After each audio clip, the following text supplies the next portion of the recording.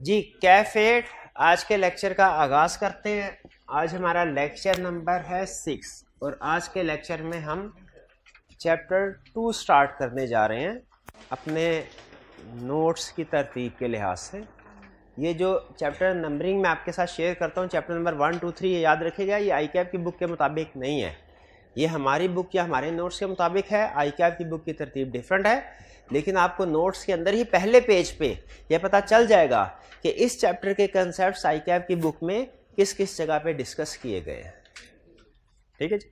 तो आज का लेक्चर की तरफ चलने से पहले कुछ चैप्टर 1 के हवाले से डिस्कशन हो जाए। चैप्टर 1 हमने कंप्लीट कर लिया, इसके मैंने आपको असाइनमेंट दिया जो आपने मंडे को चेक करवानी है। उस असाइनमेंट में एक तो ये जो चैप्टर हमने पढ़ा है, हर लर्निंग ऑब्जेक्टिव के एंड पे कुछ क्वेश्चंस हैं, एक तो ये असाइनमेंट में शामिल है और फिर एक असाइनमेंट वॉल्यूम 2 के नाम से, कि जिसको हम वॉल्यूम 2 कहते हैं ना, ये आपको अलहदा से सेट मिलता है। ठीक है, असल में मैंने आपको बताया था हमारे ऑडिट के पेपर में दो तरह के क्वेश्चंस होते हैं, एक रिप्रोडक्शन वाले रटे वाले क्वेश्चन और एक होता है केस स्टडीज। तो जो हमारी केस स्टडीज होती हैं वो वॉल्यूम 2 हम उसको कहते हैं, और जो हमारे रिप्रोडक्शन के क्वेश्चन होते हैं रटे वाले वो हमने वॉल्यूम 1 के साथ ही लिखे होते हैं। हाँ, वॉल्यूम 1 में कुछ चंदे केस स्टडीज भी होती हैं, वॉल्यूम 1 में चंदे केस, लेकिन जो केस स्टडी की असल प्रैक्टिस है वो वॉल्यूम 2 में है। तो आपने वॉल्यूम 1 के भी क्वेश्चंस करने हैं और वॉल्यूम 2 के भी क्वेश्चंस करने हैं रिटन फॉर्म में, आप कर सकते हैं। अगर कहीं पे आपको लगे कोई क्वेश्चन डुप्लीकेट हो रहा है, इसका आंसर तो तकरीबन वही है जो पहले, तो स्टिल कोशिश करें कि आप उसको अटेम्प्ट करना। और मेरी रिकमेंडेशन आपको ये है कि ये जितने भी क्वेश्चन हैं, जैसे फर्ज कीजिए टोटल 20 क्वेश्चन हैं, 5 क्वेश्चन वॉल्यूम 2 के फॉर एग्जांपल 4 हैं शायद, और 15-16 क्वेश्चन हैं वॉल्यूम 1 के, तो सारे क्वेश्चन एक ही सिटिंग में नहीं करने। जब कभी आपने प्रैक्टिस करनी है, बेहतर होता है कि इससे डिफरेंट पॉइंट ऑफ टाइम पे प्रैक्टिस करें। यानी अभी आपने 4-5 क्वेश्चंस कर लिए, फिर उसके बाद ब्रेक लगा लें, फिर 4-5 घंटे के बाद दोपहर को या शाम को क्वेश्चंस करें, फिर 4-5 क्वेश्चन कर लिए, फिर उसके बाद ब्रेक लगाएं, ताकि आपका माइंड जो है ना मल्टीपल टाइम प्रोसेस हो। जब प्रोसेसिंग सारी की सारी एक ही टाइम पे हो जाती है ना, तो वो फिर रिवीजन या वो लर्निंग नहीं होती। ठीक है, तो ब्रेक दे के हमेशा पढ़ना बेहतर होता है। इसका ये मतलब नहीं है कि आप 5-5 मिनट की ब्रेक देना शुरू हो जाए, 5 मिनट पढ़ा है 10 मिनट की ब्रेक, 5 मिनट पढ़ा 10 मिनट, ये मतलब नहीं। इसका मतलब है 1.5-2 घंटे आपने पढ़ा, फिर उसके बाद आधे पौने घंटे की ब्रेक, फिर 1.5-2 घंटे पढ़े। ठीक है, ये ज़्यादा बेहतर होता है, आप चीज़ें रिटेन होना शुरू हो जाती। चैप्टर 1 में या असाइनमेंट के हवाले से कोई क्वेश्चंस पूछना चाहते हो तो पूछ लें। हाँ, इस असाइनमेंट में से कुछ क्वेश्चंस मैंने चुने हुए हैं, वो नेक्स्ट लेक्चर में हम डिस्कस करेंगे, आज नहीं कर रहा। असूली तौर पे तो आज होने चाहिए थे, लेकिन अब चूंकि आपको असाइनमेंट दी हुई है, असाइनमेंट थोड़ी ज़्यादा थी मंडे को, तो वो मंडे को डिस्कस होंगे। आज हम चैप्टर 1 के क्वेश्चंस को डिस्कस करने के बजाय चैप्टर 2 स्टार्ट करने जा रहे हैं। मैं चाह रहा हूँ एक दफ़ा आप पहले खुद से क्वेश्चन सारे कर लें, ताकि आपको पता हो इस क्वेश्चन में क्या पूछा था, किस लफ्ज़ में आपको प्रॉब्लम आई, डिस्कशन में पार्टिसिपेट कर सकें। क्लियर? ठीक, कोई क्वेश्चन पूछना चाहते हो तो पूछ लीजिए।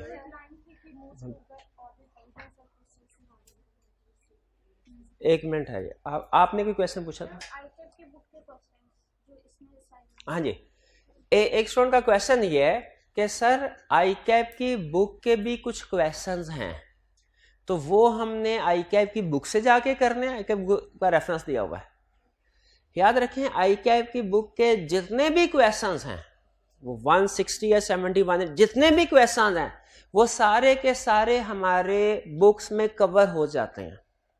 अगर आप हमारी वाली बुक वॉल्यूम 1 और वॉल्यूम 2 दोनों यूज कर रहे हैं, तो आई कैप की बुक का एक एक क्वेश्चन कवर हो जाता है।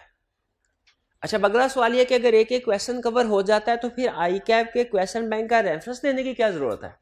इसलिए कि कुछ स्टूडेंट ऐसे होते हैं जो कि आई कैप की बुक से पढ़ रहे होते हैं। ठीक है, ऑप्शन है ना दोनों, लाजमी तो नहीं है कि आप यही बुक यूज, कंसेप्ट चाहे सेम है, लेकिन अगर कोई स्टूडेंट दूसरी बुक से पढ़ना चाहते हैं बिल्कुल पढ़ सकता है, कोई प्रॉब्लम। तो उनकी आसानी के लिए रेफरेंस दिए गए हैं कि अगर आप आई कैप की बुक से पढ़ रहे हैं, आई कैप की बुक भी 2 वॉल्यूम में है, पता है, एक स्टडी टेक्स्ट अलहदा है और क्वेश्चन बैंक अलग है। तो उसमें हमने स्टडी टेक्स्ट का भी रेफरेंस दे दिया है और जो क्वेश्चन बैंक के क्वेश्चन का भी रेफरेंस दे दिया है, ताकि जो स्टूडेंट उधर से पढ़ना चाहता है उसके लिए आसानी हो जाए, वो अकॉर्डिंगली उधर से पढ़ता रहे। ठीक है, आपने जो स्टूडेंट हमारे बुक्स या वॉल्यूम यूज कर रहे हैं उन्हें आईकैप की तरफ जाने की कतन कोई जरूरत नहीं है। सारे सेशन में उन स्टूडेंट्स ने किताब आईकैप की खोल के भी नहीं देखनी। और कोई क्वेश्चन? जी, ऑडिट इंगेजमेंट और रीजनेबल एश्योरेंस इंगेजमेंट क्या एक ही चीज है? यस, एक ही चीज है, एक ही चीज है। ठीक है, हमारे सिलेबस की हद तक एक ही चीज है। एडवांस लेवल में थोड़ा सा फर्क आएगा, लेकिन वो जानना जरूरी नहीं, एक ही चीज है। और इसी तरह रिव्यू और लिमिटेड एश्योरेंस इंगेजमेंट ये एक ही चीज है। ठीक है, लेकिन एश्योरेंस इंगेजमेंट और ऑडिट इंगेजमेंट ये एक ही चीज नहीं है। ये एश्योरेंस इंगेजमेंट दो तरह की होती है, ऑडिट उसकी एक टाइप है, रिव्यू उसकी दूसरी टाइप। ठीक है, और कोई क्वेश्चन? क्वेश्चंस जितने भी होंगे वो हम इंशाल्लाह मंडे को डिस्कस करेंगे। ठीक है, बाकी कंसेप्ट में कोई ऐसी चीज है जो आपको समझ नहीं आई तो पूछ लें। हाइब्रिड में से अगर कोई क्वेश्चन पूछना चाहता है तो वो भी। जी जी बिल्कुल, जी पूछिए।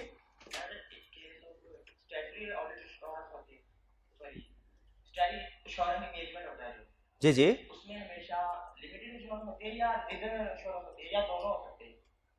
जी जी, मैं एक्सप्लेन करता हूँ। इनका क्वेश्चन ये है स्टूडेंट का कि सर जो स्टैट्यूटरी ऑडिट होगा इसमें रीजनेबल एश्योरेंस दी जाती है, लिमिटेड एश्योरेंस, या दोनों में से कोई भी दे सकते हैं? याद रखे क्वेश्चन के अंदर ही आंसर छुपा है, स्टैट्यूटरी ऑडिट, स्टैट्यूटरी ऑडिट। तो इसका मतलब है इसमें कौन सी एश्योरेंस होगी? हमेशा रीजनेबल एश्योरेंस होगी। तो स्टैट्यूटरी ऑडिट में हमेशा रीजनेबल एश्योरेंस दी जाती है। ठीक है, और अगर ये जिन स्टूडेंट ने क्वेश्चन पूछा इन्हीं से दूसरा क्वेश्चन मेरा, अगर स्टैट्यूटरी रिव्यू हो तो इसमें बताइए कौन सा लेवल ऑफ एश्योरेंस दिया जाता है? नहीं, जिन स्टूडेंट से क्वेश्चन पूछा था हाइब्रिड में उन्हीं से। जी भाई बताइए। हाँ, लिमिटेड होगा, शाबाश। ठीक है, तो ऑडिट चाहे स्टैट्यूटरी हो चाहे नॉन स्टैट्यूटरी हो, इसमें लेवल ऑफ एश्योरेंस कौन सा होगा? रीजनेबल। और इसी तरह रिव्यू चाहे स्टैट्यूटरी हो चाहे नॉन स्टैट्यूटरी हो, इसमें लेवल ऑफ एश्योरेंस क्या होगा? मॉडरेट या लिमिटेड। ठीक है जी, और कोई क्वेश्चन? जी, अगर टाइम लिमिटेड होगा तभी सैंपलिंग होगी या हर ऑडिट में होगी? देखें, नॉर्मली टाइम लिमिटेड ही होता है, अनलिमिटेड टाइम तो किसी के पास में नहीं है ना, अनलिमिटेड, इसीलिए सैंपलिंग होती है। लेकिन फर्ज कीजिए अगर टाइम अनलिमिटेड है, अगर टाइम अनलिमिटेड है तो आप सैंपलिंग की बजाय 100% टेस्टिंग भी कर सकते हैं। जब सैंपलिंग नहीं करेंगे तो इसका मतलब क्या होगा? 100% टेस्टिंग, 100% टेस्टिंग कर सकते हैं। बल्कि आपकी इस बात से मुझे एक याद आ गया क्वेश्चन, आईकैप का एक मेंबर था चार्टर्ड अकाउंटेंट जो प्रैक्टिस करते हैं यानी फर्म में जिनकी, उसने क्वेश्चन पूछा था आईकैप से कि हमारा एक क्लाइंट है, छोटा सा क्लाइंट है, चंद एक ट्रांजैक्शंस हैं, उसने हमें कहा है कि आप हमारी सारी की सारी ट्रांजैक्शन को चेक करो, क्या हम एब्सोल्यूट एश्योरेंस दे सकते हैं? 100% ट्रांजैक्शन ने कहा, हालांकि हमारी इनहेरेंट लिमिटेशन की रीजन है, रीजन है। हाँ, इसका आईकैप ने जवाब दिया था नहीं दे सकते, चाहे आप सारी की सारी ट्रांजैक्शन क्यों ना चेक कर रहे हैं, नहीं दे सकते। क्यों नहीं दे सकते? क्योंकि दूसरे लिमिटेशंस भी तो हैं। आप ठीक है प्रोविजन फॉर बैड डेट को भी चेक करेंगे, लेकिन क्या उसको 100% एक्यूरेसी के साथ चेक कर सकते हैं? नहीं कर सकते, क्योंकि फ्यूचर पे बेस कर रहे हैं। ठीक है, तो टाइम एंड कॉस्ट लिमिटेशन सिर्फ एक रीजन है इनहेरेंट लिमिटेशन में से। अगर इसको आप खत्म कर भी दें तो स्टिल बाकी की इनहेरेंट लिमिटेशन की रीजन तो है। तो इसीलिए आप एब्सोल्यूट एश्योरेंस कभी भी प्रोवाइड नहीं कर सकते। क्लियर हो गया जी? जी, और कोई क्वेश्चन? जी, मटीरियलिटी का कंसेप्ट क्या एरर या फ्रॉड के लिए सेम होता है?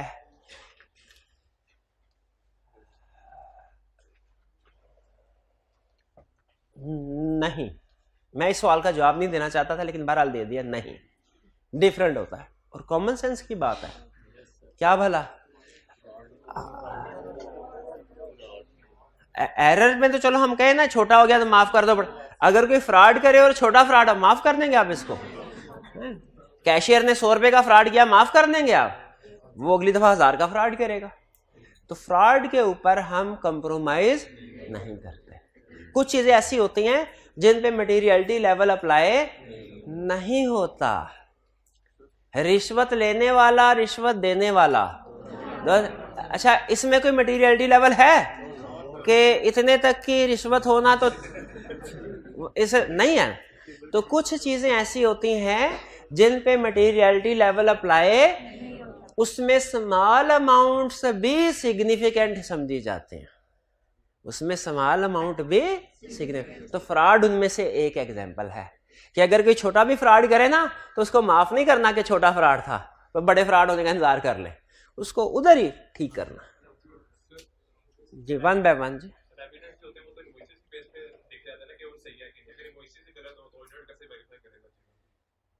उनका क्वेश्चन यह है कि सर एविडेंस की हमने जब एग्जांपल्स पढ़ी हैं तो उसमें ज्यादातर एग्जांपल में इनवॉइसेस थे, तो अगर इनवॉइसेस ठीक बनी हुई हैं तब तो हमें एविडेंस मिल गया और हमने अनमॉडिफाइड रिपोर्ट दे दी। अगर इनवॉइसेस ही गलत बनी हुई हैं तो फिर हमें एविडेंस कैसे मिलेगा? जो आप सुनिए, अगर इनवॉइसेस ही गलत बनी हुई हैं तो ये भी एक एविडेंस है। क्या एविडेंस है? कि फाइनेंशियल स्टेटमेंट्स गलत है। ये भी एविडेंस तो है। ये भी किस चीज का एविडेंस है?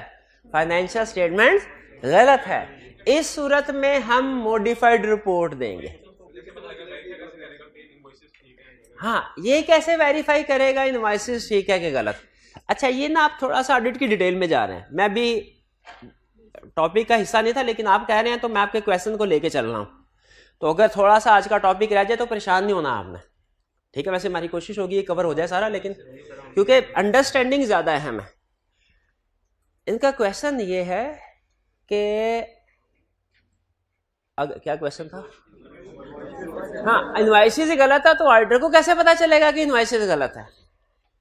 देखिए, इनवॉइस बनी है, फर्ज कीजिए 1000 यूनिट सेल किए एट द रेट ऑफ ₹20।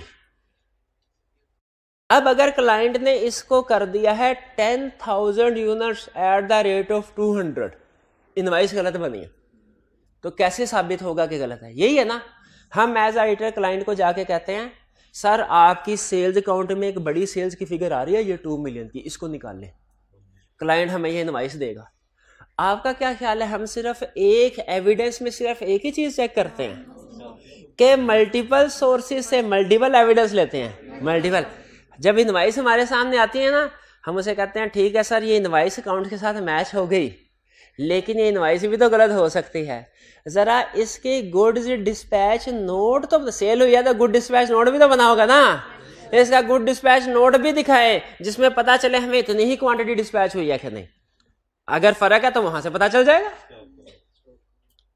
और फिर हम कहेंगे कि जो रेट है ये सही है कि नहीं, इसका तो एग्रीमेंट हुआ होगा आपका। भाई जब भी सेल होती है उससे पहले एग्रीमेंट होता है ना बायर और सेलर का, रिटर्न फॉर्म। हम कहेंगे वो सेल्स ऑर्डर दिखाओ, सेल्स एग्रीमेंट दिखाओ, वहां से फिर रेट कंफर्म करते हैं। तो ये सारी चीज याद रखिए, इनवॉइसेस को हम चेक करते हैं और हमें पता चल जाता है। जितना ज्यादा नीचे डॉक्यूमेंट्स को चेक करते जाएंगे ना, इसे हम कहते हैं सपोर्टिंग डॉक्यूमेंट। जितना ज्यादा सपोर्टिंग डॉक्यूमेंट्स को चेक करते जाएंगे आप उतना ही ज्यादा श्योर होते जाएंगे कि ये ठीक है। जहां पे आपको रीजनेबल एश्योरेंस मिल जाए कि ये सेल्स, वहां पे रुक जाए।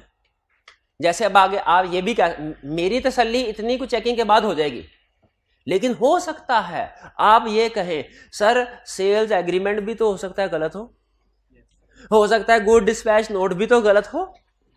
अगर आपको तो आप इसका मजीद सपोर्टिंग डॉक्यूमेंट भी चेक कर सकते हैं, ठीक है? वो आपकी अपनी जजमेंट है। लेकिन याद रखें, हमें अगर लगे कि कोई चीज गलत हो सकती है तो हम उसको मजीद फर्दर सपोर्टिंग डॉक्यूमेंट्स के जरिए से कंफर्म करते हैं, वेरीफाई करते हैं। क्लियर जी? और इसको सिर्फ इतना ध्यान में रखें, मैंने जो बताया ना कि फ्रॉड पे मटेरियलिटी लेवल अप्लाई नहीं होता। कुछ ट्रांजैक्शन ऐसी हैं जिन पे मटेरियलिटी लेवल अप्लाई नहीं होता। इसका मतलब क्या भला कि कुछ ट्रांजैक्शन ऐसी हैं जो 1% ऑफ प्रॉफिट की भी हो ना, या इवन 0.1% ऑफ प्रॉफिट की भी हो, उनको भी हम मटेरियल समझते हैं। लेकिन ये कौन से केसेस हैं, ये अभी आपने नहीं सोचना, अभी ना सोचें। अभी सिर्फ जिस लेवल पे मैं लेके जा रहा हूं ना, जिस तरीके से सोचवा रहा हूं आपको, उसी तरीके से सोचें। इस वाले केस को साइड में कौन कौन से ट्रांजैक्शन हो सकते हैं, ये भी नहीं पढ़ना। और कोई क्वेश्चन? कोई क्वेश्चन? हाय जी जी।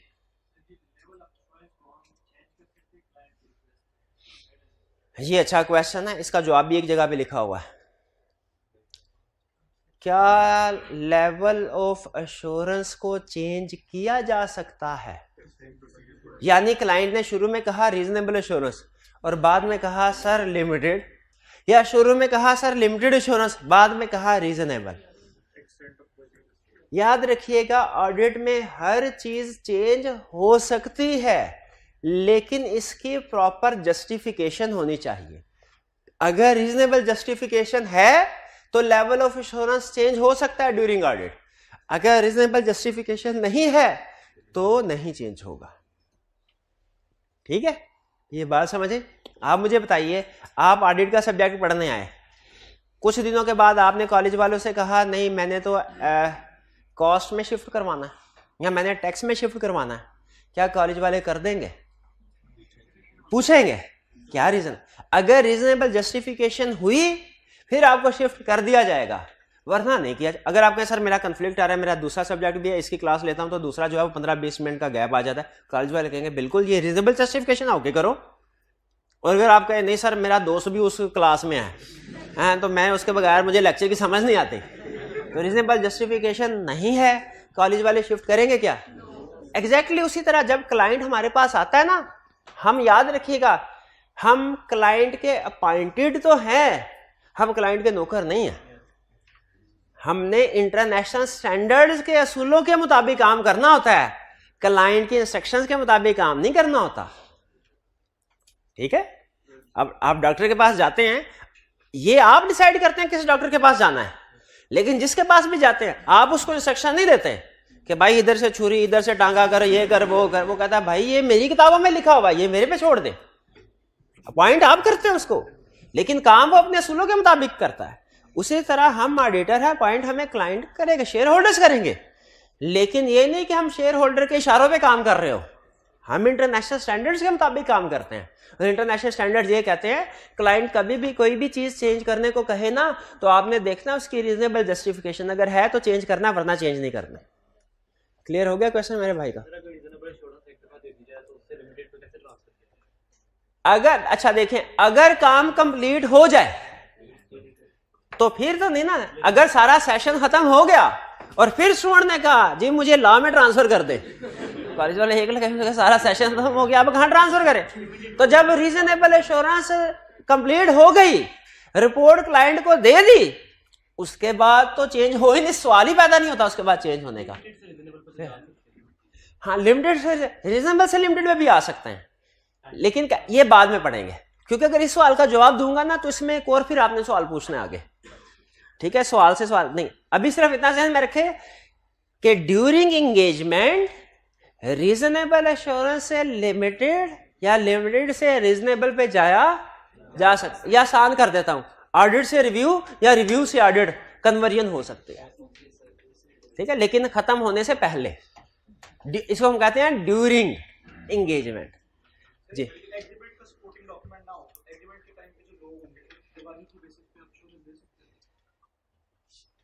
अगर इनका क्वेश्चन थोड़े से मुख्तलिफ अल्फाज के साथ मैं बता रहा हूं, अगर हम किसी चीज की कोई सपोर्टिंग डॉक्यूमेंट वेरीफाई कर रहे हैं और वो डॉक्यूमेंट मौजूद नहीं है, तो क्या लोगों की ज़बानी कलामी गवाही के ऊपर हम रिपोर्ट साइन कर सकते हैं?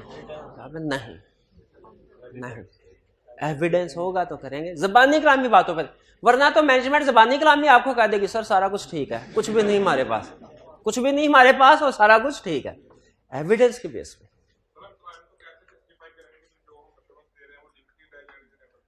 हम क्लाइंट को कैसे जस्टिफाई करवाएंगे, कैसे प्रूव करवाएंगे कि हम उसे जो एश्योरेंस दे रहे हैं वो रीजनेबल है कि लिमिटेड?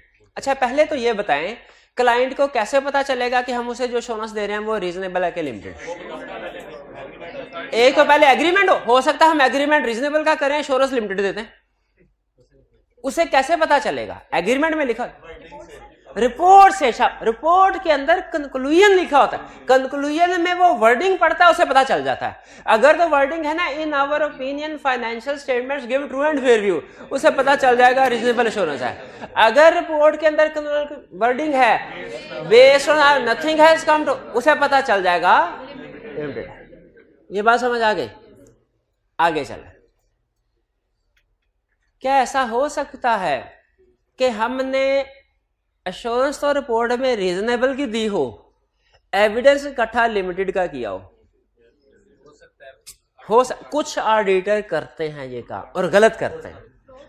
होना नहीं चाहिए, हो सकता है, होना नहीं चाहिए लेकिन हो सकता। इस समय हमें कौन पकड़ेगा भला? क्लाइंट नहीं पकड़ता, SECP और ICAP। आपको पता है ऑडिटर्स का भी ऑडिट होता है, ऑडिटर्स का भी ऑडिट होता है, इसे कहते हैं क्वालिटी कंट्रोल रिव्यू। ये कौन करता है भला? ये ICAP और SECP करते हैं मिलकर, ठीक है। तो अगर हमने कोई काम करना था नहीं किया और क्लाइंट को झूठ मूठ गलत रिपोर्ट देती, तो इसमें क्लाइंट का कसूर नहीं माना जाएगा, किसका माना जाएगा? ऑडिटर का। नहीं, ये ICAP का अपना एक सिस्टम है। ICAP हर साल जितने भी पाकिस्तान में ऑडिटर्स हैं, सैंपल बेस के ऊपर चेक करता है कि इन्होंने ऑडिट ठीक किया है कि नहीं, इनके पास एविडेंस है कि नहीं। क्योंकि आपने शायद कभी सुना हो कि जी आपको ऑडिट रिपोर्ट चाहिए, 5,000 दें, आपको रिपोर्ट दे दें ठप्पा लगा के। बाज़ औक़ात आपने शायद कभी सुना हो, कभी कभार ऐसा सुनने में आता है। तो वो होती है रिपोर्ट बगैर एविडेंस के। अगर इस तरह के केस ICAP पकड़ लेना, ICAP इसकी माफ़ी नहीं देता फिर, क्योंकि वो कहता है एविडेंस एक रिक्वायर्ड एलिमेंट है एश्योरेंस एंगेजमेंट का। एविडेंस के बगैर रिपोर्ट, इसका मतलब है आप काम किए बगैर घर बैठ के गलत रिपोर्ट दे रहे हैं, आपका लाइसेंस कैंसिल हो जाएगा, आप फिर चार्टर्ड अकाउंटेंट नहीं रहेंगे। ऑडिट करना तो दूर की बात है, चार्टर्ड अकाउंटेंट भी नहीं रहेंगे। जी और कोई क्वेश्चन?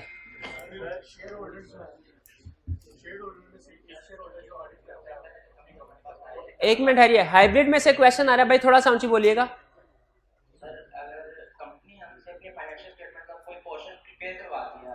उसी कंपनी के ऑडिटर है, तो उसके अंदर इंटेग्रेटेड पार्टी ऑडिटर नेम नहीं आ जाएगा? क्या क्वेश्चन इनका ये है कि अगर कंपनी हमसे ही फाइनेंशियल स्टेटमेंट्स प्रिपेयर करवाती है और फिर बाद में हम ही इसका ऑडिट करते हैं, तो अच्छा इतना क्वेश्चन हुआ ना, मैं यहीं पे रुक गया, इससे आगे मैंने नहीं सुना। क्यों भला? मैं सुना था वैसे, लेकिन मैंने गौर नहीं किया। ये पॉसिबल ही नहीं है, ये पॉसिबल है। और अगर कहीं पे ऐसा होता है तो गलत है कहीं पे, क्योंकि जो बंदा फाइनेंशियल स्टेटमेंट बना रहा है वो तो एक तरह से मैनेजमेंट बन गया ना, वो तो एक तरह से मैनेजमेंट बन गया, तो वो इंडिपेंडेंट नहीं रहा, वो खुद से अब उस फाइनेंशियल स्टेटमेंट्स को चेक नहीं कर। ये एग्जांपल ऐसे ही है जैसे आपसे कहा जाए टेस्ट दो, जब आप टेस्ट देते हैं तो आपसे कहा जाए इसको चेक भी करो, आप कभी गलती निकालेंगे कोई? कभी भी। तो जो फाइनेंशियल स्टेटमेंट प्रिपेयर कर रहा है, अगर उसी को कह दिया जाए कि चेक करो, तो वो कोई गलती निकालेगा कभी? कभी भी नहीं। तो ऐसा नहीं किया जाता, ऐसा करना गलत है। मैं पूछ रहा था कि पूरी फाइनेंशियल स्टेटमेंट नहीं तैयार की हमने, मींस अगर हमें उन्होंने कह दिया कि इन्वेंटरी का पोर्शन सिलेक्ट हो, उन्होंने कहा कि ये पोर्शन आप हमें तैयार कर दो, इसमें हमारे कुछ है। जी जी जी। बाद में हमने जो ऑडिट किया वो तो पूरी फाइनेंशियल स्टेटमेंट का किया, प्रिपेयर पूरी नहीं की हमने, उसका लिमिटेड पोर्शन प्रिपेयर किया। जी जी। देखिए, हम फाइनेंशियल स्टेटमेंट में याद रखिए एक नुक्ता भी नहीं लगा सकते। एक एरिया तो दूर की बात है, सेल्स या परचेज का एरिया, या बैलेंस शीट सिर्फ प्रिपेयर करना बाकी ना करना, या सिर्फ डेटर्स प्रिपेयर करना बाकी, ये तो दूर की बात है। हम एज ऑडिटर फाइनेंशियल स्टेटमेंट्स पे एक नुक्ता भी, क्योंकि ये प्रिपरेशन ऑफ फाइनेंशियल स्टेटमेंट में आ जाएगा, तो हमारा एक कोड ऑफ एथिक्स है, वो कहता है कि जो ऑडिटर्स हैं, एक्सटर्नल ऑडिटर्स हैं, वो फाइनेंशियल स्टेटमेंट और अल्फाज इस्तेमाल करते हैं और पार्ट ऑफ फाइनेंशियल स्टेटमेंट नहीं कर सकते, प्रिपेयर नहीं कर सकते। वो आगे क्या होता है, आगे चलेंगे। देखिए, अभी मैंने सारे स्टूडेंट को साथ लेके चलना है। बाज़ औक़ात कुछ कंसेप्ट की आगे कहानियां भी हैं, कुछ एक्सेप्शंस भी हैं, वो मैं अभी बताना शुरू कर दूंगा ना, आप कम्प्लेक्स हो जाएंगे। कुछ स्टूडेंट ने ऐसे शायद पहले उन्होंने कंसेप्ट है उनके पास, लेकिन वो उसको मैं डिस्कस नहीं कर रहा। और कोई क्वेश्चन? इंटरनल ऑडिटर और एक्सटर्नल ऑडिटर के बारे में बता दो। एक्सटर्नल ऑडिटर है। अगला समझ गए कंसेप्ट? इंटरनल ऑडिटर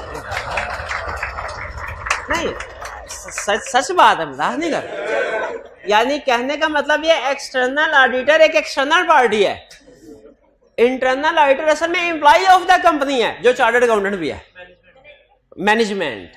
वो खुद से भी चेकिंग कर सकता है तो कर ले। अच्छा, आपको एक मजे की बात बताऊं, समटाइम्स इंटरनल ऑडिटर ज्यादा कॉम्पिटेंट होता है एक्सटर्नल ऑडिटर से, और कॉम्पिटेंट ना भी हो, उसके पास नॉलेज, उसके पास इंफॉर्मेशन, उसके पास उस ऑर्गेनाइजेशन का वर्क एक्सपीरियंस एक्सटर्नल ऑडिटर से ज्यादा होता है।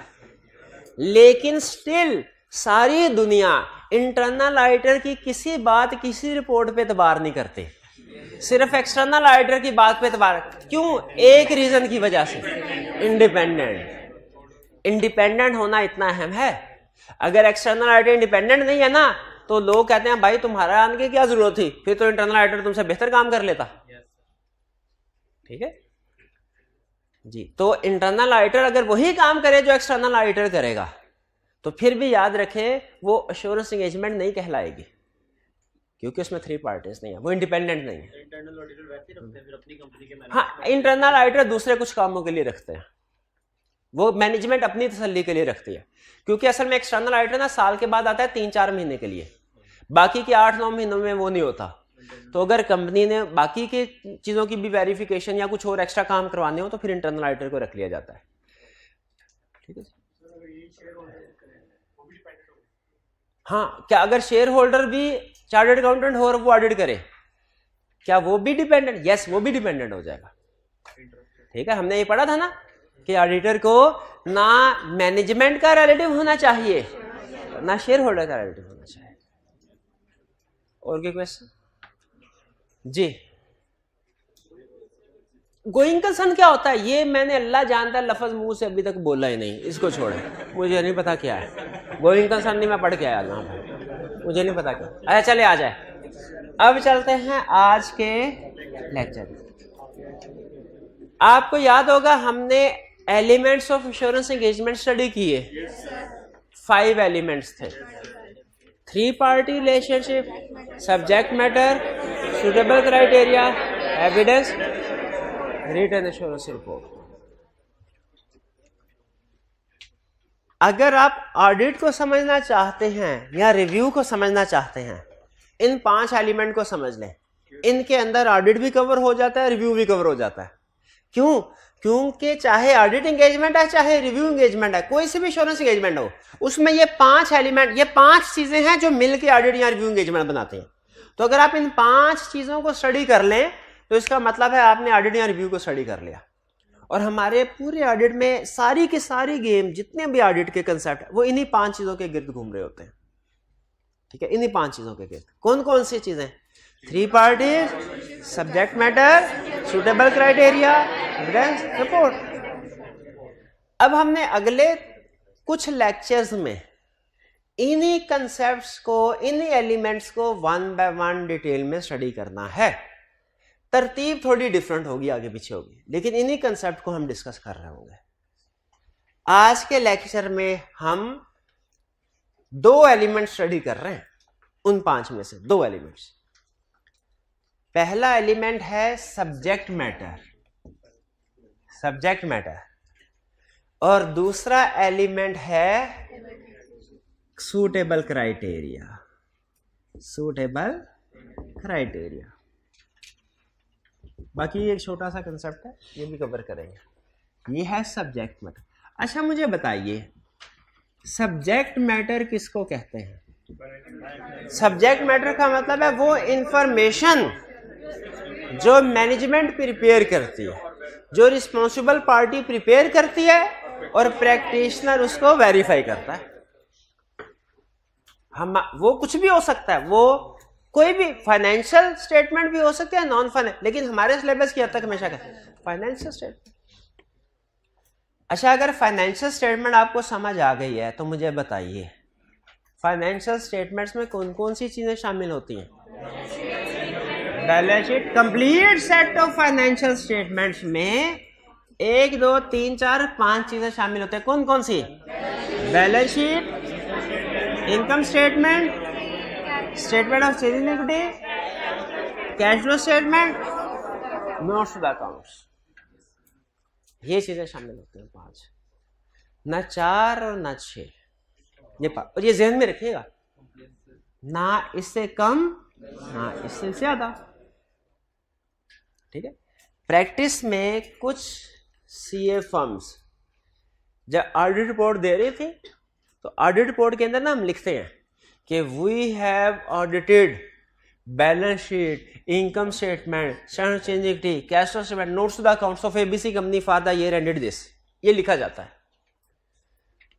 तो प्रैक्टिस में ये रियल केस बता रहा हूं, कुछ कंपनीज कैश फ्लो स्टेटमेंट नहीं बनाते थे, कैश फ्लो स्टेटमेंट नहीं बनाते, तो ऑडिटर ये लिखते, ऑडिटर कहते हैं अच्छा बनाई नहीं कैश फ्लो स्टेटमेंट, तो ठीक है हम अपनी वर्डिंग चेंज कर देते हैं, हम कहते हैं we have audited balance sheet, income statement, statement of change in equity और नोट्स लगा, कैश फ्लो स्टेटमेंट मिस कर देते हैं। आईकैप ने कहा नहीं ये आप गलत कर रहे हैं।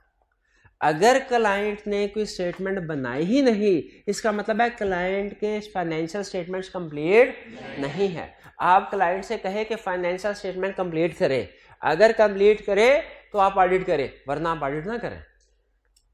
और अगर क्लाइंट कहता है नहीं नहीं आप इन्हीं 4 का करें, तो फिर आप मॉडिफाइड रिपोर्ट दें, अनमॉडिफाइड ना दे, चाहे चारों चीजें ठीक भी हो, चाहे चारों चीजें। छोटी सी एग्जांपल मुझे बताइए, अगर क्लाइंट ने डेप्रिसिएशन रिकॉर्ड नहीं की, फिक्स एसेट्स लिखे हुए हैं, डेप्रिसिएशन रिकॉर्ड ही नहीं की, आप अनमॉडिफाइड रिपोर्ट देंगे कि मॉडिफाइड? क्लाइंट क्या कहेगा? क्लाइंट कहेगा सर जी जो जो चीज लिखी हुई है वो तो ठीक है ना, जो जो चीज लिखी हुई है वो तो ठीक है ना, जो गलत वो तो हमने लिखी नहीं, तो आपको तो ये कहना चाहिए जो कुछ भी है वो ठीक है। क्या हम ये लिखेंगे जो कुछ भी है ठीक? इसका तो गलत मैसेज चला जाएगा कि शायद डेप्रिसिएशन का रिकॉर्ड ना करना भी ठीक था, डेप्रिसिएशन का रिकॉर्ड ना करना भी ठीक था। मुझे याद है जब प्राइमरी स्कूल में पढ़ता था ना, हमारे स्कूल का एक पीएन था, वो कुछ नहीं करता, घूमता फिरता रहना, सोते रहना, तो काम शाम नहीं करता था। एक दिन उसको नौकरी से निकाल दिया, तो वो आके ना, मुझे याद है, आके हेडमास्टर साहब को कहने लगा सर जी मैंने किया क्या है, सर जी मैंने किया क्या है? तो उन्होंने कहा भाई तुमने कुछ नहीं किया इसलिए निकाला है। तो कुछ ना करना भी सम टाइम गलत होता है, कुछ ना करना भी गलत। अगर डेटर बैड डेट हो गए, प्रोविजन रिकॉर्ड नहीं की, ये ना करना भी गलत है। डेप्रिसिएशन गलत रिकॉर्ड करना तो गलत है ही है, डेप्रिसिएशन रिकॉर्ड ही ना करना ये भी गलत है। ठीक है। तो अगर क्लाइंट ने 5 के बजाय 4 स्टेटमेंट बनाई है, 5वीं स्टेटमेंट बनाई नहीं, लेकिन जो बाकी 4 बनाई है वो ठीक है, आप क्या कहेंगे कि ये चारों ठीक है? नहीं, आप कहेंगे गलत है, 5वीं होनी चाहिए थी जो इसने नहीं बनाई, इसलिए हम मॉडिफाइड रिपोर्ट दे रहे हैं।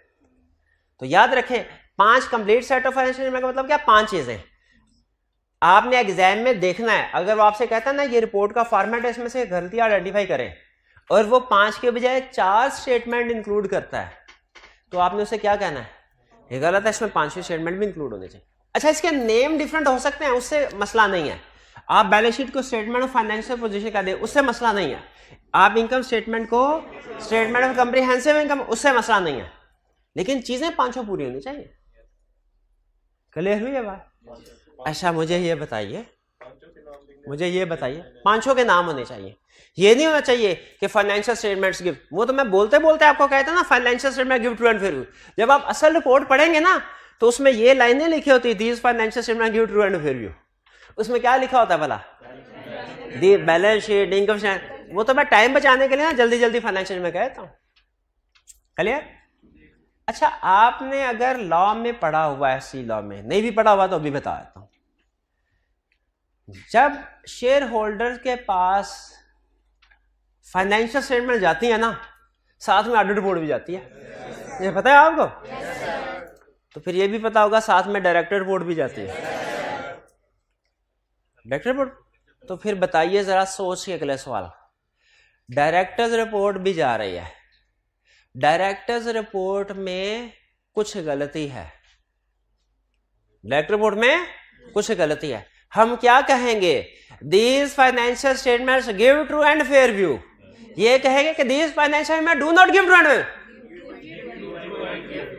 कितने स्टूडेंट का ख्याल है these financial statement give true and fair view? ये लिखेंगे। कितनों का ख्याल है do not give true and fair view? ये लिखेंगे। These financial statements give true and fair view, ये लिखेंगे। क्योंकि हम फाइनेंशियल स्टेटमेंट्स का ऑडिट करने के लिए रिस्पॉन्सिबल हैं। डायरेक्टर्स रिपोर्ट तो फाइनेंशियल स्टेटमेंट का हिस्सा है ही नहीं, उसमें तबाही फिरी हो, हमें कोई मसला नहीं है, हम कहेंगे फाइनेंशियल स्टेटमेंट तो ठीक है। हाँ, एक अच्छा ऑडिटर होने के नाते हम शायद किसी तरीके से ये बात उनको पहुंचाने की कोशिश करें कि डायरेक्टर रिपोर्ट में गड़बड़ा है, लेकिन याद रखें हमारा काम ठीक है, दुनिया का कोई बंदा हमें ये नहीं कह सकता कि आपने काम गलत किया है। हमारी जिम्मेदारी सिर्फ फाइनेंशियल स्टेटमेंट की है। फाइनेंशियल स्टेटमेंट में एक चीज भी मिसिंग है तो मसला है, और फाइनेंशियल स्टेटमेंट के अलावा सब कुछ गलत है, कोई मसला नहीं है। तो हमें पता होना चाहिए कि नहीं कि फाइनेंशियल स्टेटमेंट में क्या क्या चीज शामिल है। ये आगे चले। अच्छा, हम जब कहते हैं ना financial statements give true and fair view, तो वो कहता है बताओ इसका मतलब क्या होता है ट्रू एंड फेयर व्यू का। अच्छा, इसका एक मतलब है कंसेप्चुअल और एक मतलब है टेक्निकल वर्ड जो आपने एग्जाम में लिखना है। कौन सा बताऊं? दोनों। पहले conceptual, financial statements give true and fair view का मतलब क्या है? Financial statements give true and fair view का मतलब है कि फाइनेंशियल स्टेटमेंट्स आईएफआरएस के मुताबिक बनी है। जब फाइनेंशियल स्टेटमेंट्स आईएफआरएस के मुताबिक बनेंगी तो हम क्या कहेंगे? True and fair view. और जब फाइनेंशियल स्टेटमेंट आईएफआरएस के मुताबिक नहीं बनेंगी तो हम क्या कहेंगे? Financial statement do not give true and fair view. आपने आईएफआरएस पढ़े हैं? कोई एक आईएफआरएस का नंबर बताएं। 16 की कोई एक रिक्वायरमेंट बता दे। फिक्स एसेट वाला है ना, प्रॉपर्टी प्लांट इक्विपमेंट। कोई आईएएस की कोई कर ले, आईएएस की रिक्वायरमेंट बताएं कोई, कि वो ये कहता है कि कुछ डिस्क्लोजर्स होने चाहिए, यही कहता है ना। अगर वो डिस्क्लोजर्स हैं फाइनेंशियल स्टेटमेंट में तो हम क्या कहेंगे? Financial statements give. और अगर वो डिस्क्लोजर्स नहीं है do not give true and fair view. यह है conceptual meaning true and fair view. लेकिन एग्जाम में जब आए तो आपने कैसे लिखना है? आपने लिखना है पहली चीज, ट्रू एंड फेयर व्यू का वर्ड कहीं पे भी डिफाइन नहीं हुआ, ना काउंटिंग स्टैंडर्ड्स में, ना ऑडिटिंग स्टैंडर्ड्स में, ना लॉ में। इसलिए नॉर्मली हम इस पे अपनी जजमेंट अप्लाई करेंगे। भी ऐसे होता है ना, जो चीज कहीं पे डिफाइन ना हो उसमें जजमेंट अप्लाई होती है कि नहीं होती? तो कहता है generally true means free from error, fair means free from undue bias in financial statements. ठीक है। और चूंकि ये टर्म कहीं पे डिफाइन नहीं हुई, इसीलिए financial statements true and fair view present करती हैं कि नहीं, ये डिसीजन करते हुए हमें अपनी जजमेंट को यूज करना पड़ता है। हमें अपनी जजमेंट को यूज करना पड़ता है। ये बात समझ आ रही? चले, इसका सिर्फ रटा लगाएं, छोड़े इसको। ये क्लियर हो गया? अब इसमें में अब बहुत अहम कंसेप्ट आगे हम डिस्कस करने जा रहे हैं। Financial reporting framework. फ्रेमवर्क कह ले या क्राइटेरिया कह ले, एक ही बात है। ठीक है। फाइनेंशियल रिपोर्टिंग फ्रेमवर्क का मतलब है, फाइनेंशियल रिपोर्टिंग कहते हैं फाइनेंशियल स्टेटमेंट्स को। फाइनेंशियल स्टेटमेंट्स प्रिपेयर करने के लिए रूल्स एंड रेगुलेशन। फ्रेमवर्क तो आपने इससे पहले भी कई दफा शायद वर्ड सुना, इसका मतलब होता है रूल, ऐसी चीज जिसमें रूल्स वगैरह लिखे होते हैं। तो फाइनेंशियल रिपोर्टिंग फ्रेमवर्क का मतलब है वो rules and regulations to prepare financial statements. Financial reporting framework का मतलब क्या है? Rules and regulations to prepare financial statement. यानी हम फाइनेंशियल स्टेटमेंट्स किन रूल्स के मुताबिक बनाएंगे? हमसे मुराद मैनेजमेंट है। मैनेजमेंट फाइनेंशियल स्टेटमेंट्स बनाएगी, कुछ ना कुछ रूल्स के मुताबिक बनाएगी, उसे कहते हैं फाइनेंशियल रिपोर्टिंग फ्रेमवर्क। क्या दुनिया में फाइनेंशियल रिपोर्टिंग फ्रेमवर्क की एक ही टाइप है? बहुत सी टाइप्स हैं।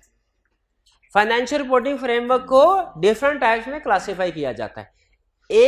कुछ फाइनेंशियल रिपोर्टिंग फ्रेमवर्क हैं जो कि आम आवाम के लिए बनाए जाते हैं।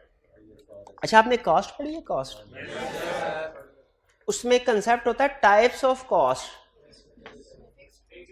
एक होता है फिक्स कॉस्ट और वेरिएबल कॉस्ट। कुछ और भी टाइप्स होती हैं।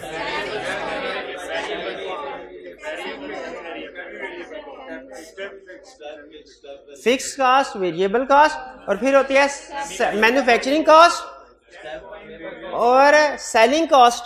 ये भी होती है मैन्युफैक्चरिंग कॉस्ट, सेलिंग कॉस्ट, और भी टाइप्स होती हैं। अच्छा, मुझे ये बताइए जो ऐसा पॉसिबल है कि जैसे रेंट है, फैक्ट्री का रेंट है, ये फिक्स्ड कॉस्ट है कि वेरिएबल? ये फिक्स कॉस्ट है। अच्छा, आगे चलें, ये मैन्युफैक्चरिंग कॉस्ट है कि सेलिंग एडमिन कॉस्ट है? फैक्ट्री का रेंट है, मैन्युफैक्चरिंग। इसका मतलब ये हुआ कि हम कॉस्ट को डिफरेंट वेज में क्लासिफाई करते हैं। ऐसा पॉसिबल है कि एक कॉस्ट एक क्लासिफिकेशन में आ रही हो और वो किसी दूसरी क्लासिफिकेशन की टाइप में भी आए? पॉसिबल है ना? तो अब सुनिए, हम फ्रेमवर्क की डिफरेंट टाइप्स करते हैं, क्लासिफिकेशन करते हैं। ऐसा पॉसिबल है क्या कि एक फ्रेमवर्क एक टाइप में तो आ रहा हो, वो किसी दूसरे टाइप में भी आ रहा हो? पॉसिबल है क्या? बिल्कुल पॉसिबल है। तो फ्रेमवर्क को क्लासिफाई करने की एक टाइप है कि फ्रेमवर्क जनरल पर्पस है कि स्पेशल पर्पस, और एक टाइप है कि फ्रेमवर्क फेयर प्रेजेंटेशन है कि कंप्लायंस फ्रेमवर्क है। ठीक है? अब नाम से ही जाहिर है, जनरल पर्पस फ्रेमवर्क का मतलब क्या है? ऐसा फ्रेमवर्क जिसके मुताबिक जो फाइनेंशियल स्टेटमेंट्स बनाए जाएं वो आम आवाम के लिए है, जनरल पब्लिक के लिए, वाइड रेंज ऑफ यूजर्स के लिए। अगर फाइनेंशियल जनरल पर्पस फ्रेमवर्क कौन सा है? जो ऐसी फाइनेंशियल स्टेटमेंट्स बनाता है जिसमें ऐसे रूल्स एंड रेगुलेशन लिखे हैं कि जो आप उनके मुताबिक फाइनेंशियल स्टेटमेंट बनाएंगे वो आम आवाम के लिए होंगी, वाइड रेंज ऑफ यूजर्स के लिए। और स्पेशल पर्पस फ्रेमवर्क ये ऐसा फ्रेमवर्क है जो किसी स्पेसिफिक यूजर के लिए बनाया जाता है, वो बाकी यूजर्स के लिए नहीं है। जनरल पर्पस फ्रेमवर्क के मुताबिक जो फाइनेंशियल स्टेटमेंट्स बनेंगी ना, जो जनरल पर्पस फाइनेंशियल स्टेटमेंट्स होंगी वो किन लोगों के लिए हैं? वाइड रेंज ऑफ यूजर्स के लिए। और जो स्पेशल पर्पस फ्रेमवर्क है, जो स्पेशल पर्पस फाइनेंशियल स्टेटमेंट्स है, ये किन के लिए है? स्पेसिफिक यूजर्स के लिए। तो अगर कंसेप्ट समझ आ गया तो मुझे बताइए, IFRS जनरल पर्पस है स्पेशल पर्पस? General purpose. और टैक्स बेसिस, भाई यहां पे बात समझ आ गई? अगर समझ, एक और एग्जांपल दे दूं, एक एडवांस कंसेप्ट भी यहां पे साथ अटैच कर। जनरल पर्पस में सोच के बताइएगा, थोड़ी जजमेंट भी है। स्पेशल पर्पस में क्या ये लिखने की जरूरत है कि ये फाइनेंशियल स्टेटमेंट सिर्फ इस बंदे के लिए हैं, बाकी लोग इस्तेमाल ना करें? स्पेशल पर्पस में क्या स्पेशल पर्पस में ये लिखना चाहिए कि ये फाइनेंशियल स्टेटमेंट सिर्फ इस यूजर के लिए है, बाकी इस्तेमाल ना करें? हाँ, स्पेसिफिक यूजर के लिए। तो हमें ये फाइनेंशियल स्टेटमेंट टैक्स बेसिस के मुताबिक बनी है, सिर्फ FBR यूज करे, बाकी ना करे। और जनरल पर्पस फाइनेंशियल स्टेटमेंट में लिखने की जरूरत है? इसको तो कोई भी सबके लिए। इसका मतलब ये है special purpose framework specific users के लिए है, इसमें स्पेसिफिक यूजर्स को आइडेंटिफाई कर देना चाहिए और कोशिश करनी चाहिए फाइनेंशियल स्टेटमेंट सिर्फ हिंदी को मिले, दूसरों के हाथ में ना जाए। दोनों में फर्क समझ आ गया? आगे चलते हैं, इसको फिर बाद में दोबारा किसी चैप्टर में पढ़ेंगे। फ्रेमवर्क यानी फ्रेमवर्क का मतलब क्या है? Rules and regulation to prepare financial statement. इनकी एक क्लासिफिकेशन है फेयर प्रेजेंटेशन फ्रेमवर्क और compliance framework. Fair presentation framework और कंप्लायंस फ्रेमवर्क, ठीक है। जनरल पर्पस स्पेशल पर्पस तो समझ आ गई। अब क्या पढ़ने जा रहे हैं हम? Fair presentation framework, compliance framework. इसको एक्सप्लेन करते हैं हम एक एग्जाम्पल के, एक कहानी के जरिए से। छोटे होते मैंने एक जगह पे कहानी पढ़ी थी, आपने भी शायद सुनी हो कभी। एक बाप अपने बेटे को मेले पे ले गया दिखाने के लिए, रश होता है मेले वगैरह में, तो बाप ने बेटे को कहा कि यहाँ पे खड़े रहो, मैं भी थोड़ी देर में आया, जब तक मैं ना आया तुम हिलना नहीं, तुमने कहीं जाना नहीं है। उसने कहा ठीक है बच्चा। अब बाप चला गया साइड पे, क्या हुआ कि आग लग गई। आग लगी, उधर भागम भाग, कोई इधर भाग रहा है, कोई उधर भाग रहा है। तो बाप शायद वो कोई रास्ता भूल गया होगा या इधर उधर हो गया होगा। अब बेटा जो था वो अपनी जगह पे खड़ा हुआ है, आग बढ़ रही है। करीब आते लोगों ने कहा भागो अपनी जान बचाओ। उसने कहा नहीं, मेरे वाले साहब ने कहा था कि जब तक मैं ना आऊं ना तुमने इसी जगह पे खड़े रहना है, मैं इसी जगह पे खड़े रहूंगा। वो नहीं हिला, आग आई, जला गई, वो मर गया। मुझे आप ये बताइए, आप में से कितने स्टूडेंट का ये ख्याल है कि उस बच्चे का ये अमल ठीक था, उसे यही करना चाहिए था? भाई फर्माबरदार बच्चों की तो यही निशानी है। हाँ, फर्माबरदार की निशानी ठीक है, लेकिन बाप का मकसद हरगिज ये नहीं होगा कि भाई आग भी लग जाए ना तो उसके तो जहन में यही होगा ना, रश ज्यादा है, घूमना हो जाए, इस वजह से कहा होगा। इस वजह से थोड़ी कहा होगा कि आग भी लग जाए तो तुमने हिलना नहीं है। तो आप ये समझते हैं कि उससे बजाय ये कि जो बाप ने ऑर्डर दिया है ब्लाइंडली कंप्लाई करने की बजाय अगर सिचुएशन का जायजा लेके उसे लगे कि इसमें ऊंच नीच करके बेहतर कोई सिचुएशन में जाया जा सकता है तो उसे ऊंच नीच कर लेनी चाहिए थी। एग्री करते? कर लेनी चाहिए। इसी तरह हमारे फ्रेमवर्क की दो टाइप्स हैं। हमारे कुछ फाइनेंशियल रिपोर्टिंग फ्रेमवर्क हैं जो ये कहते हैं कि ये रूल्स हैं, इनके मुताबिक फाइनेंशियल स्टेटमेंट्स बनाओ। और अगर आपको लगे ना कि किसी सिचुएशन में किसी रिक्वायरमेंट से डिपार्चर करके, रिक्वायरमेंट से डिपार्चर करने का मतलब क्या है? लैदा करके, वायलेट करके प्रेजेंटेशन फेयर हो सकती है, मजीद बेहतर हो सकती है तो कर लें। और अगर लगे कि एडिशनल डिस्क्लोजर दे के भी फाइनेंशियल स्टेटमेंट्स फेयर हो सकती हैं तो कर लें। यानी कुछ फाइनेंशियल रिपोर्टिंग ऐसे फ्रेमवर्क है जो ये कहते हैं मैनेजमेंट को, अगर फाइनेंशियल स्टेटमेंट बनाते हुए आपको लगे कि किसी रिक्वायरमेंट से डिपार्चर करके या कोई एडिशनल डिस्क्लोजर दे के फाइनेंशियल स्टेटमेंट की प्रेजेंटेशन इंप्रूव हो सकती है, वो फेयर हो सकती है, तो वो कर ले, तो वो कर ले। और कुछ फाइनेंशियल रिपोर्टिंग फ्रेमवर्क है जो ये कहते हैं कि भाई रूल्स हम भी बता रहे हैं, तुमने इस रूल्स को फॉलो करना है, लेकिन अगर तुम्हें लगे कि एडिशनल डिस्क्लोजर या डिपार्चर से फाइनेंशियल स्टेटमेंट्स इंप्रूव हो सकती हैं, प्रेजेंटेशन फेयर हो सकती है, तो तुमने नहीं करना। ब्लाइंडली हमारे रूल को, आग भी लगी हो चाहे, ब्लाइंडली हमारे रूल को फॉलो करो। ये कंप्लायंस फ्रेमवर्क कहता है। फेयर प्रेजेंटेशन फ्रेमवर्क क्या कहता है? कहता है हमारे रूल को फॉलो करो, लेकिन अगर आग लग जाए ना तो दाएं बाएं कर लो, ठीक है? एडिशनल भी कर लो, डिपार्चर भी कर लो। 10 रिक्वायरमेंट है, 10 की 11 भी कर लो, 10 की 9 भी कर लो, सिचुएशन के लिहाज से इजाजत है। और कंप्लायंस फ्रेमवर्क क्या कहता है?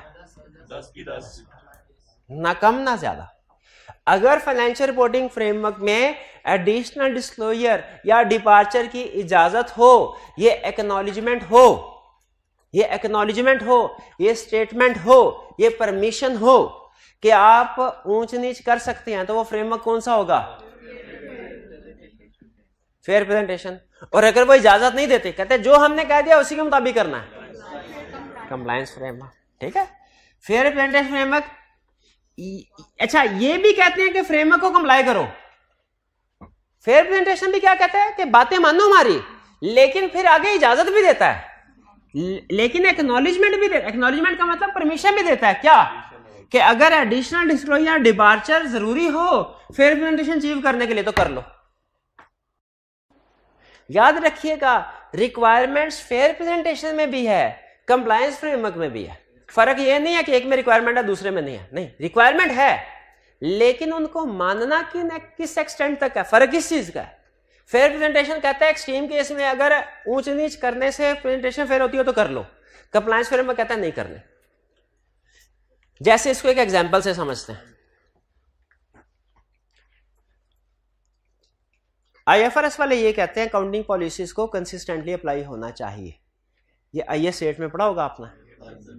लेकिन साथ ही साथ वो ये भी कहते हैं कि अगर कभी अकाउंटिंग पॉलिसी चेंज होने से फाइनेंशियल स्टेटमेंट्स का व्यू फेयर होता हो, फेयर प्रेजेंटेशन अचीव होती हो, तो वो कर ले। आप बताइए, जितनी अकाउंटिंग आपने पढ़ी है, अकाउंटिंग पॉलिसीज चेंज करने की इजाजत है कि नहीं?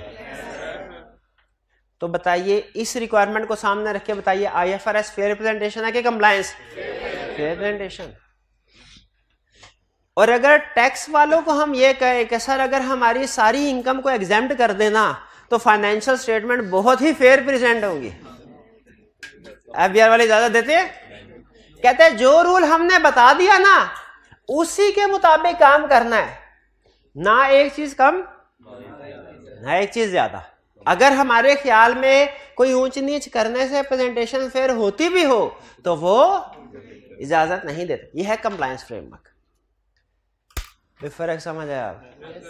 चलिए, एंड में एक क्वेश्चंस आपको, दो स्टेटमेंट दे रहा हूं। अच्छा, ये वाली बात अब चूंकि क्वेश्चन ज्यादा हो गए थे तो ये एप्लीकेबल फाइनेंशियल रिपोर्टिंग फ्रेमवर्क की बात हम नेक्स्ट लेक्चर में पढ़ेंगे। ठीक है, मैं आपके सामने दो स्टेटमेंट दे रहा हूं। अगर आपने इसका जवाब ठीक बता दिया, इसका मतलब है जो कुछ मैंने समझाना था आपको समझ आ गया। दो स्टेटमेंट्स। मैनेजमेंट ने अपनी फाइनेंशियल स्टेटमेंट, ऑडिटर ने अपनी रिपोर्ट में ओपिनियन दिया है, वो मैं ओपिनियन आपके सामने रख रहा हूं। ऑडिट रिपोर्ट के अंदर से कुछ लाइंस उठा के आपके सामने रख रहा हूं। आपने बताना है ये जो ऑडिट रिपोर्ट है ये किस फ्रेमवर्क की फाइनेंशियल स्टेटमेंट्स को ऑडिट करते हुए बनाई गई है। ठीक है, सुने, एक ऑडिट रिपोर्ट हमने पढ़ी, उस पर लिखा हुआ था these financial statements have been prepared for ABC bank only and should not be used for any other purpose. General purpose नहीं।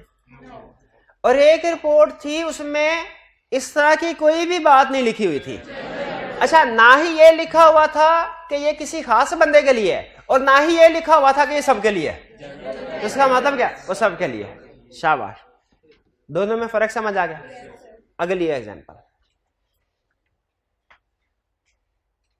लिखा हुआ है These financial statements have been prepared in accordance with international financial reporting standards and give true and fair view.